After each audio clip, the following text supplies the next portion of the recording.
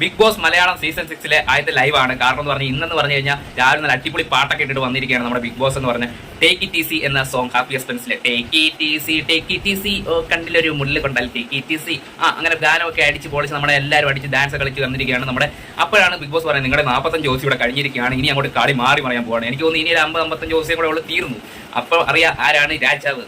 എന്തായാലും ഇതിൽ എനിക്ക് തോന്നുന്നു ടോപ്പ് 5 എത്താൻ എന്തായാലും ജിൻഡപ്പനെ കൊണ്ട് പറ്റും. കാരണം ഇപ്പം ജിൻഡപ്പന്റെ ഒരു ഗെയിം അങ്ങനെയാണ് പോകുന്നത്. ആദ്യം തൊട്ട് അവസാനം വരെ ഇതുവരെ പുറത്തെ കാര്യങ്ങളൊന്നും അറിഞ്ഞില്ലെങ്കിൽ പോലും ആ ഒരു പൾസ് അറിഞ്ഞ് തന്നെയാണ് പോകുന്നത്. നല്ല മാന്യമായിട്ടുള്ള കളിയാണ്. പിന്നെ ഇടയ്ക്കൊക്കെ അങ്ങോട്ടും ഇങ്ങോട്ടും ഒക്കെ കാണിക്കുന്നുണ്ടെങ്കിലും നിലവിലുള്ളത് വെച്ച് ജിൻഡോ നല്ല അടിപൊളിയായിട്ട് കയറുന്നുണ്ട്. ഞാൻ എന്ത് വന്നാലും തോറ്റു കൊടുക്കില്ല. ഗെയിമിന്റെ ടാസ്ക് ഒക്കെ ആണെങ്കിൽ നീ എന്നെയൊക്കെ ഇടിച്ചോ, എന്നെയൊക്കെ കൊന്നാലും ഞാൻ ഇവിടുന്ന് പോകില്ലടാ, ഞാൻ ഇവിടെ തന്നെ നിൽക്കുമെന്ന് പറഞ്ഞിട്ടാണ് നമ്മുടെ ജിൻഡപ്പൻ ഇവിടെ നിൽക്കുന്നത്. പിന്നെന്ന് പറഞ്ഞു കഴിഞ്ഞാൽ നമ്മുടെ സിബിൻ അങ്ങനെ എത്തേണ്ട ആളായിരുന്നു. പക്ഷേ അൺഫോർച്ചുനേറ്റ്ലി എന്താ പറയുക, സിബിൻ പുറത്തു പോയി. അങ്ങനെ നമ്മുടെ സിജോയും വന്നിരിക്കുകയാണ്.